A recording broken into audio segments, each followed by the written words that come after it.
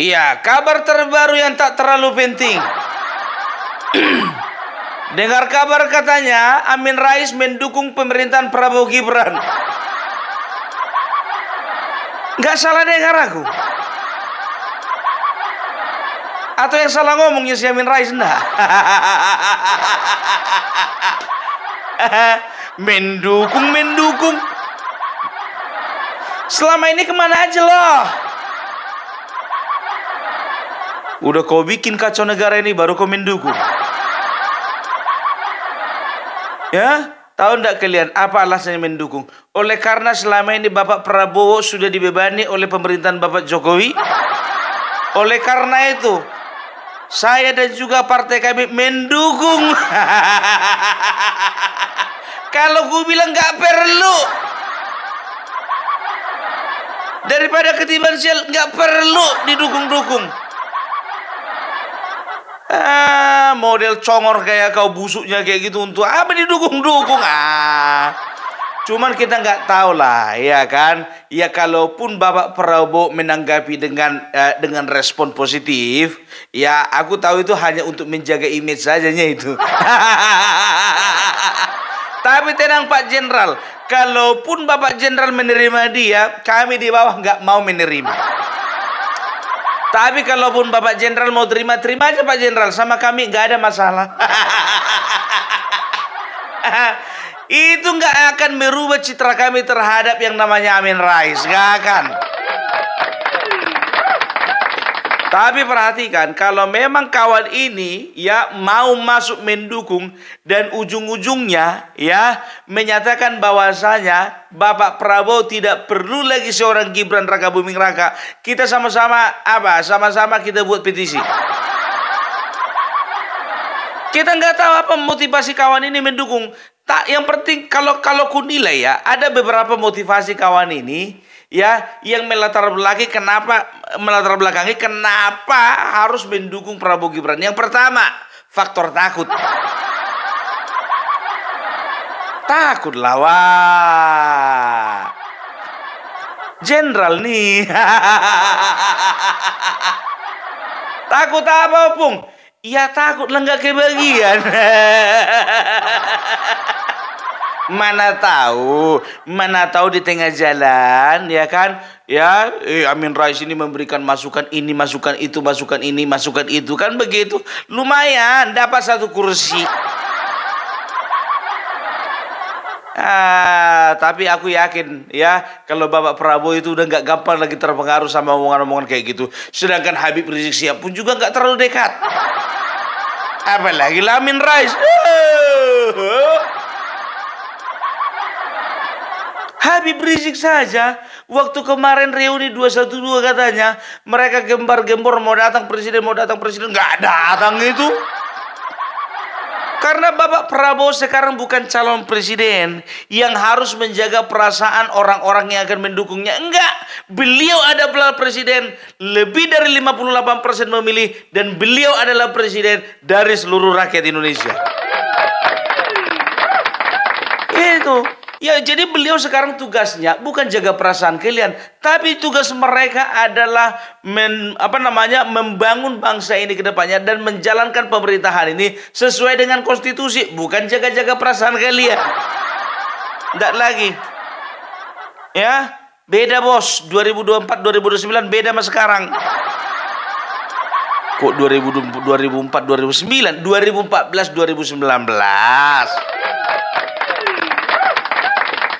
Sedangkan Habib Rizik yang sudah bisa dikatakan nyata-nyata agak banyak masanya, jaga jarak Prabowo, apalagi Amin Rais. Kalaupun contohnya foto-foto mereka dua di depan umum, ya kan, itu menjaga image aja, dihargailah orang tua mumpung masih bernapas. Itu pikirannya itu. Bentar lagi lewatnya ini. Agak disenangkanlah dulu orang tua ini, kan gitu. Kalau tohnya katanya Amin Rais dari kemarin congornya itu memecah belah bangsa, itu dia katakan apa? Ini nanti kalau pemerintahannya Bapak Prabowo Gibran, nanti mana tahu nanti dia kena racun. Kan jahat kan? Jahat kan? Inilah yang bilang gitu. Jadi nggak boleh begitu. Kalau misalnya kau mendukung seseorang itu, dukung dari awal sampai akhir. Dan kalau kau melawan seseorang dari awal, kau lawan juga sampai akhir. Gitu dia, baru motivasi yang kedua. Motivasi yang kedua, ya kan? Dia ini akan berusaha untuk memecah belah antara Bapak Prabowo dan juga Gibran. Nggak bisa. Prabowo terpilih itu karena Gibran. Gibran juga terpilih karena Prabowo.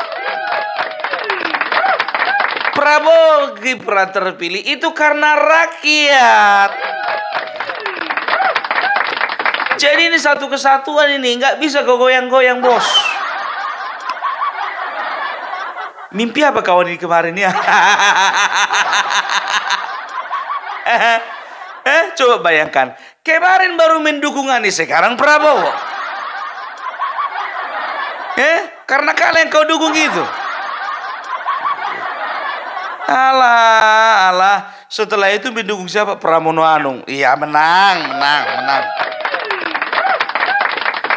Ya, tapi ku bilang sama kalian, maaf untuk semua yang mendukung Pramono Anung, jujur aja, apalagi PDIP, bukan karena partainya lah mereka dipilih rakyat, tapi oleh karena memang sosok Pramono Anung tanpa cacat, tanpa celah. Itu juga Bang Dul juga, itu karena Bang Dulnya itu makanya Pramono Anung dipilih rakyat, bukan. Tapi paling utama oleh karena Pramono Anung tanpa cacat, tanpa celah. Itulah Pung, mana Pung? Jagoanmu Ridwan Kamil kalah. Itulah namanya seorang kesatria. Ketika kalah mengaku kalah, ketika menang akui kemenangan lawan. Nah itu. Nggak kayak sebelah sana. Cuman menang di Jakarta bangganya minta ampun. Di Jawa Tengah kalah mencak-mencak. Sumatera Utara kalah mencak-mencak. Banten kalah katanya ada penggiringan mencak-mencak. Kesatria ini, bos. Ya kan? Jadi seperti itu juga yang kita harapkan bagi para politisi ini, ya. Kalau memang dari awal mendukung-dukunglah sepenuh hati, gitu. Tapi jangan ketika kau melawan menentang seseorang di tengah jalan begitu kau lihat nggak ada lagi peluang untuk maju, minta maaf lah kau, majulah kau untuk mendukungnya. Penjilat mana opung parbelak sama opung Amin Rais? Dan lucunya lagi, coba bayangkan kalian ya. Sama kayak barisannya si Anies Baswedan, barisannya Ana Aban, juga barisannya Refli Harun, semuanya. Mereka katakan apa? Kami nggak ada masalah sama Bapak Prabowo, tapi yang kami permasalahkan adalah Fufu Fafa. Sekarang begini ya, kalau misalnya kalian ini ingin menginvestasikan uang kalian, ya, menginvestasikan kepada satu badan usaha. Kalian percaya sama satu orang, ada dua orang di situ pemegang saham. Kalian percaya sama yang satu lagi nggak lebih bagus, nggak usah kalian investasikan, iya kan? Ngapain kan begitu? Kalau kalian percaya dua-duanya, baru investasikan saham kalian di situ. Begitu juga kami sebagian rakyat Indonesia mempercayakan bahwasanya bangsa ini boleh dipimpin Prabowo Gibran, maka kami tetap akan mempercayakan itu. Ini mau kalian sisihkan Gibran. Siapa kali kau Amin Rais? Itu dia. Ya, kita akan lihat bagaimana ya Mas Gibran Raka Buming Raka akan membuktikan dirinya, bahwasanya dirinya tidak seperti yang mereka katakan. Itu dia. Aku yakin, ku bilang ya, ketika Mas Gibran tengoklah kemarin itu, beberapa ada bencana alam di sana, datang dia. Ada masalah di sana, datang dia. Ada kemarin itu uji coba makan gratis, datang dia. Aku yakin Rocky Gerung nggak akan sanggup melakukan hal tersebut. Refli Harun juga nggak sanggup. Apalagi Amin Rais juga nggak sanggup.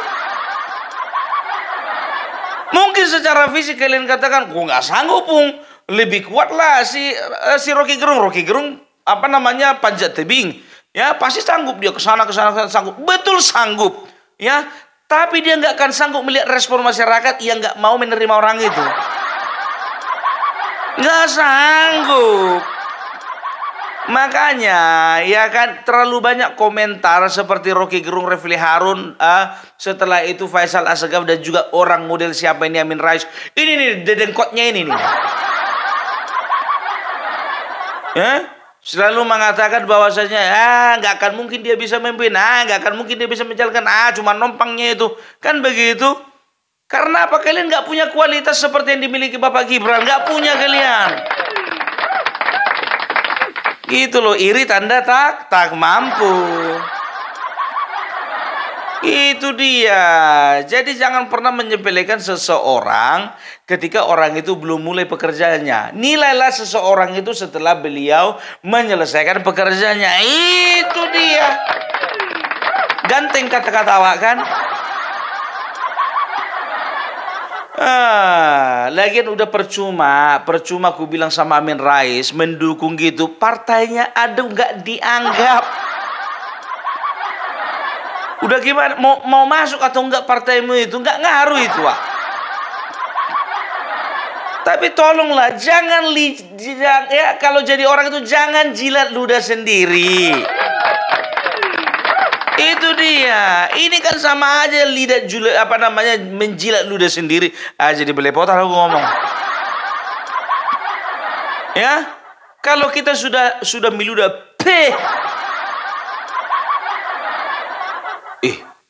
salah aku membuang ludahku itu. Kan begitu datang lagi kita. Baru makan nasi goreng aku tadi. Masih lapar aku jilat lagi.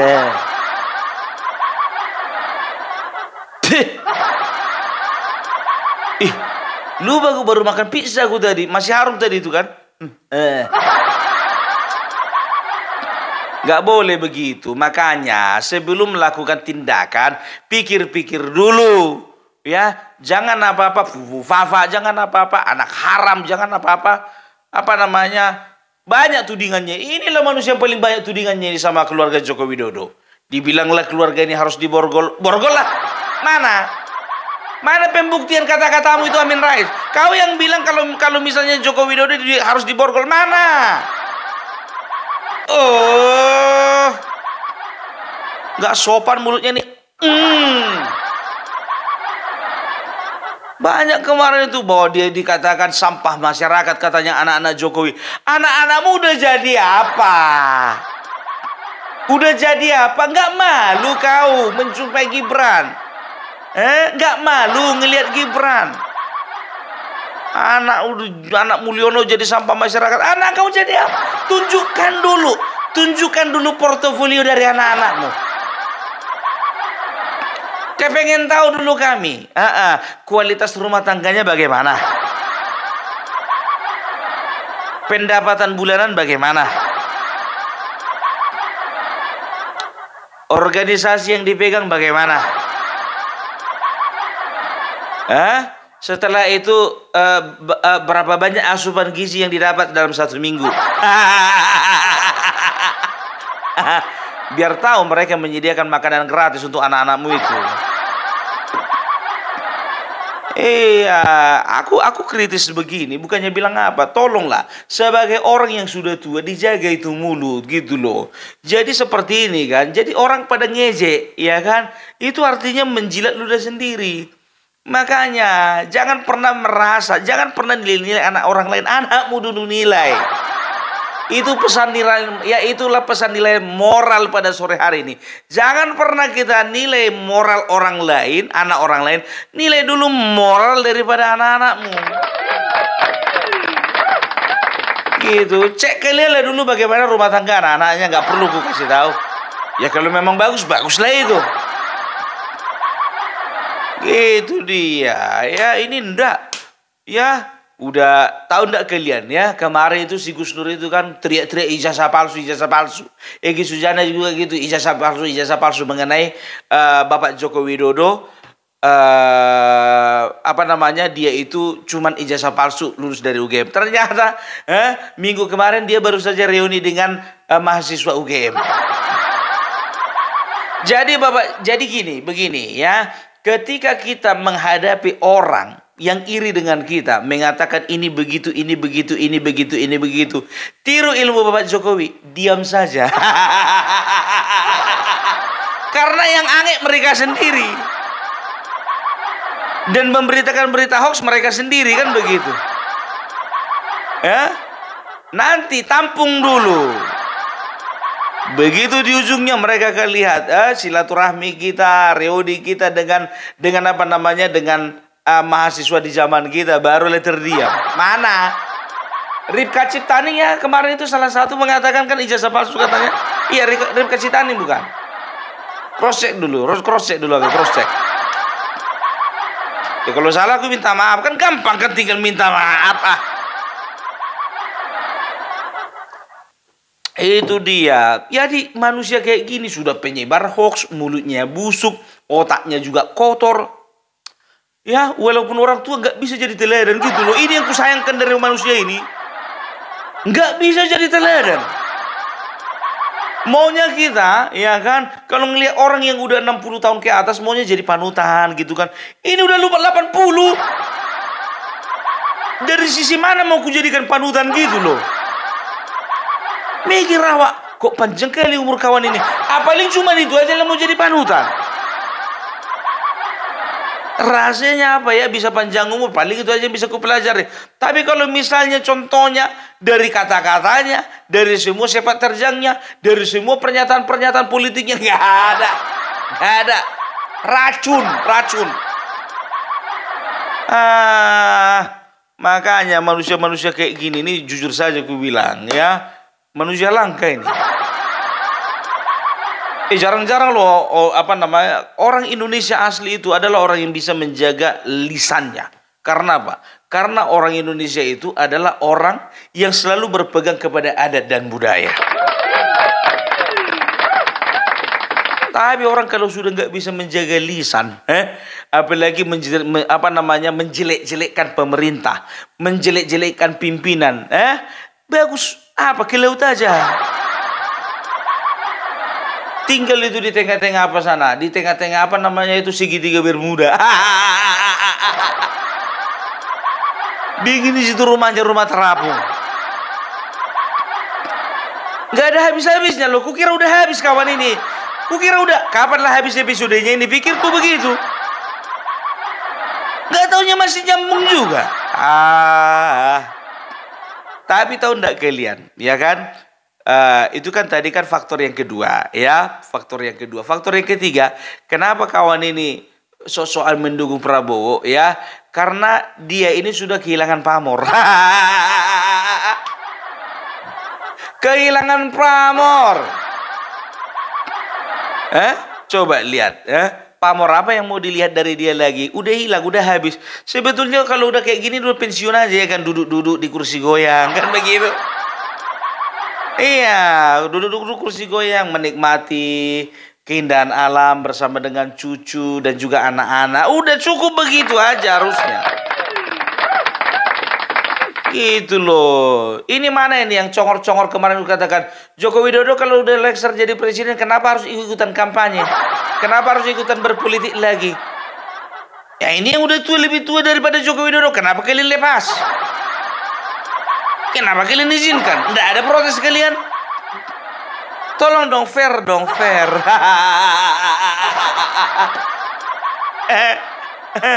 Udahlah Pak Amin, ya. Sekarang begini aja, benahi dulu rumah tanggamu, benahi rumah tangga anak-anakmu, dan juga benahi partaimu. Itu aja cukup.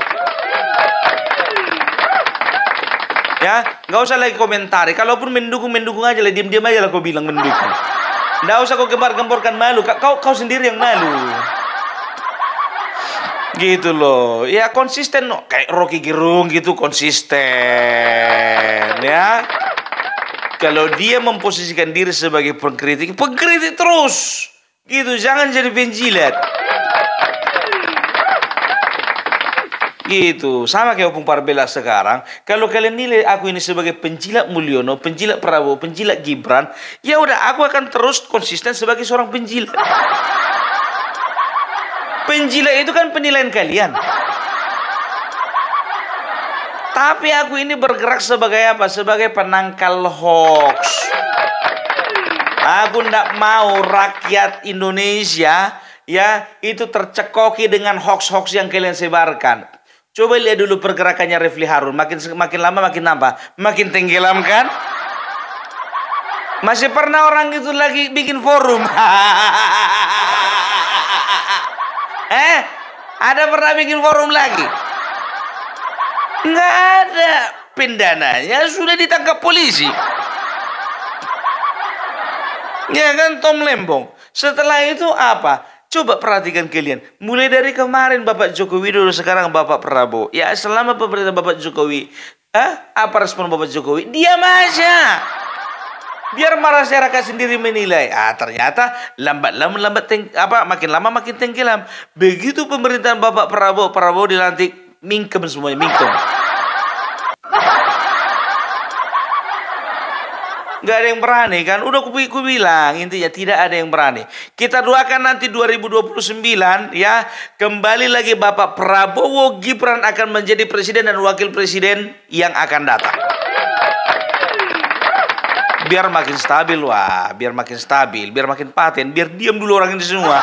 Gak dapatan kan. Kita bikin Anies Baswedan dengan dapatan. Biar situ. Ya, jangan ada yang dapatan. Begitu juga Ganjar, jangan ada dapatan. Kalau Ganjar itu nggak usah diapakan, itu memang nggak akan dapat lagi itu. Kan begitu, sama kayak anak-anak kalau main kartu, contohnya gacuannya misalnya tak kalah gitu kan, main kartu yang digini-ginikan itu, ya kan? Kan begitu. Kalau udah kalah berkali-kali itu nggak akan dipasang lagi, nggak bikin lagi gacuan. Itu dia, ya itulah politik Indonesia, memang dinamis, kan begitu. Kapan jadi lawan, kapan jadi kawan, itu nggak ada yang tahu, kan begitu. Tapi ketika misalnya jadi lawan, jangan terlalu nyinyir mulut itu, jangan terlalu menjelek-jelekkan. Dan jurusnya itu, arahnya itu kepada fitnah, gitu loh. Nggak boleh seperti itu. Ya Amin Rais ya. Baik-baik kau, kalaupun contohnya kau mendukung, dukunglah dengan baik-baik, dengan sepenuh hati. Gitu loh ya. Jangan lagi kau lakukan hal-hal yang kemarin-kemarin itu. Mudah-mudahan nanti ya 30 tahun lagi kau bisa terpilih jadi presiden, kan begitu. Kalau kau baik-baik dari sekarang bisa menjaga lisanmu, bertobat kau ya, ikuti arahan Bapak Prabowo dengan benar. Setelah itu mau kau dengar-dengaran dengan rakyat. Mudah-mudahan 30 tahun kau lagi kau jadi presiden. Betul.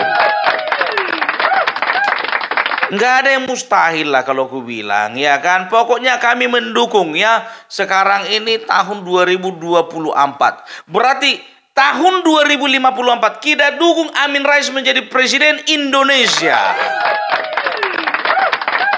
Ya, aku bilang sama kalian, setuju kalian tidak setuju, aku akan coblos yang namanya Amin Rais tahun 2054. Ingat ya, kita hitung 30 tahun dari sekarang. Ini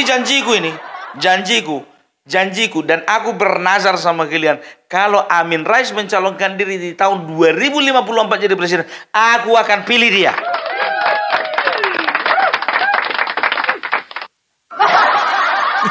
Kok ketawa kalian? Kok ketawa? Opung ini udah mulai mengkhianat ini. Enggak mengkhianat. Aku hanya ingin membuktikan kata-kataku. Ya, itu dia. Jadi itu dulu dari Opung Parbelak. Salam NKRI harga mati.